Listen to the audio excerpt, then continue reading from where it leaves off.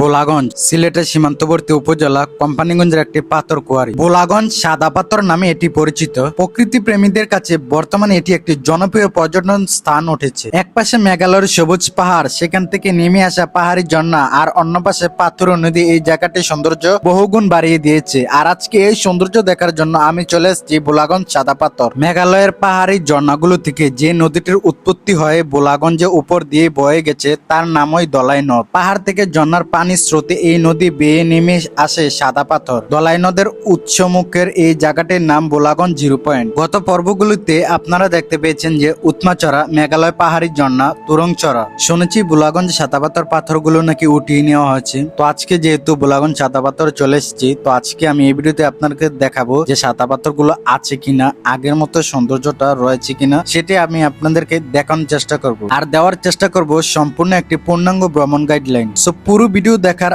আমন্ত্রণ জানিয়ে শুরু করছি আজকের এই ভিডিও।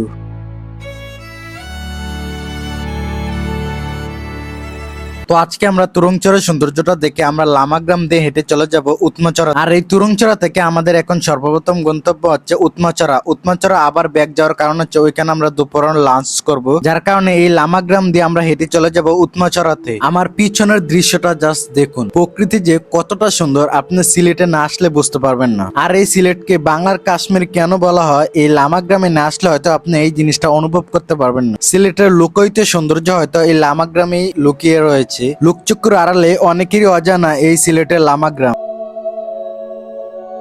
আমরা অনেকেই জানি, আবার অনেকেরই অজানা রয়েছে সিলেটে যে একটি লামাগ্রাম রয়েছে। আর যে লামাগ্রাম থেকে দেখা যায় মেঘালয়ের সবুজ সারি সারি পাহাড়গুলো।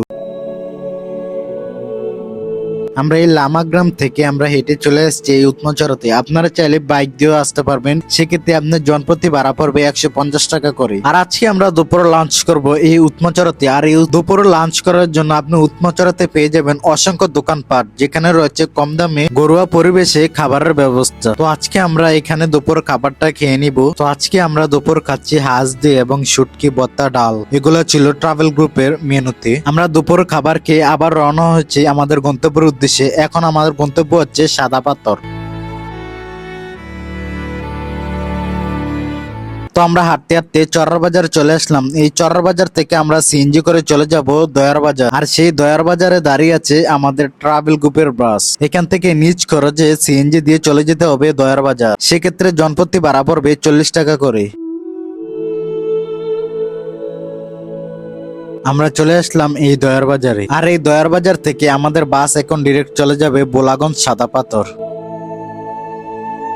আমাদের বাস আমাদেরকে নিয়ে আসলো এই ভোলাগঞ্জ সাদা পাথরে। তো আমরা সবাই ঠিক এই জায়গাটিতে এসে দাঁড়াই। তো আমাদের গ্রুপের যে অ্যাডমিন, ওনারা টিকিট কাউন্টারে চলে গেছে, সেখানে গিয়ে ওনারা নৌকা ভাড়া করবে। আমরা যেহেতু ট্রাভেল গ্রুপ থেকে এসেছি, সেক্ষেত্রে আপনি বাসে 41 জন পর্যটক এসেছে, যার জন্য আমাদের 5টা নৌকা লাগবে। আর এই 5টা নৌকার ভাড়া পড়ছে 4500 টাকা। আমাদের ভাড়া করা ইঞ্জিন চালিত নৌকা ছুটে চলেছে আমাদের গন্তব্যের উদ্দেশ্যে। বাংলার কাশ্মীর হচ্ছে সিলেট ভোলাগঞ্জ। আমরা এই কাশ্মীর উপভোগ করতে করতে আমরা চলে যাচ্ছি সিলেট সাদা পাথর জিরো পয়েন্টের উদ্দেশ্যে।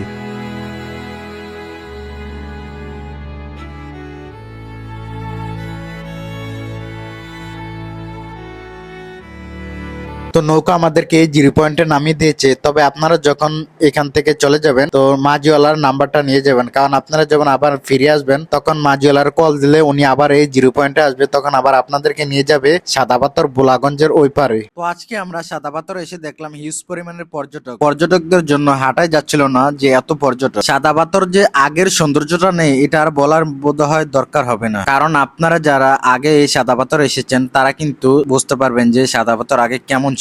আমি 2024 সালে এসেছিলাম, কিন্তু আমি ওই 2024 সালে সাদা পাথরটাকে আমি অনেক মিস করি, কারণ তখনকার সাদা পাথরটা ছিল দেখার মতো এবং প্রকৃতি উপভোগ করার মতো। কিন্তু তারা এবছর পাথরগুলো উঠিয়ে নিয়েছে ঠিকই, কিন্তু তারা যে পাথরগুলো দিয়ে গেছে সারিবদ্ধ ভাবে বসায় দিয়ে গেছে, তবে আগের সৌন্দর্যটা এখন নেই। আমি 2024 সালের সাদা পাথরটাকে অনেক মিস করি, কারণ তখনকার সময় আমি যে এনজয়টা করতে পারছিলাম, এখন সেই ফিলটা আমি এখন পাচ্ছি না এই সাদা পাথরে এসে। ভোলাগঞ্জ সিলেটের সীমান্তবর্তী উপজেলা কোম্পানিগঞ্জের একটি পাথর কুয়ারি। ভোলাগঞ্জ সাদা পাথর নামে এটি পরিচিত।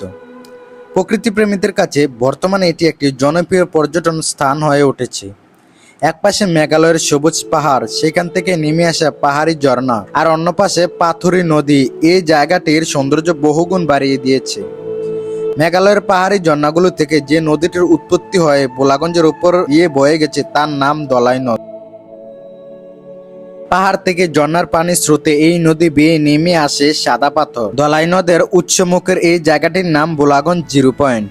তবে আপনাদের মনের প্রশ্ন আসতে পারে যে আমরা কিভাবে যাব ভোলাগঞ্জ সাদা পাথরে। ভোলাগঞ্জ সাদা পাথর দেখতে যেতে হলে দেশের যে কোনো প্রান্ত থেকে প্রথমে সিলেট আসতে হবে। ঢাকার সায়দাবাদ, মহাখালী ও ফকিরাপুল বাস স্ট্যান্ড থেকে নিয়মিত বিরতিতে সিলেটের বাস ছাড়ে। ইউনিক, শ্যামলী, গ্রিনল্যান্ড, সৌদি, এনা পরিবহন ও লন্ডন এক্সপ্রেস সহ দেশের সব বড় বড় কোম্পানির বাস আছে সিলেট রোডে। এই রুটে নন এসি বাসের ভাড়া 450 থেকে 880 টাকা, এসি বাসের ভাড়া 900 থেকে 1200 টাকা। বাসে ঢাকা থেকে সিলেট পৌঁছাতে সময় লাগে 5.5 থেকে 7 ঘন্টা। তবে আপনি চাইলে দেশের যে কোনো প্রান্ত থেকে ট্রেন দিয়ে আসতে পারবেন। সেক্ষেত্রে আপনি এক সপ্তাহ আগে থেকে ট্রেনের টিকিট কেটে রাখবেন। ভোলাগঞ্জ সাদা পাথর ভিডিওটা আপনাদের কাছে কেমন লেগেছে অবশ্যই কমেন্ট বক্সে জানাবেন, এবং ভোলাগঞ্জ সাদা পাথর ভ্রমণ সংক্রান্ত সবকিছু জানতে কমেন্ট করতে ভুলবেন না। দেখা হবে পরবর্তী ভিডিওতে। আল্লাহ হাফেজ, ভালো থাকবেন।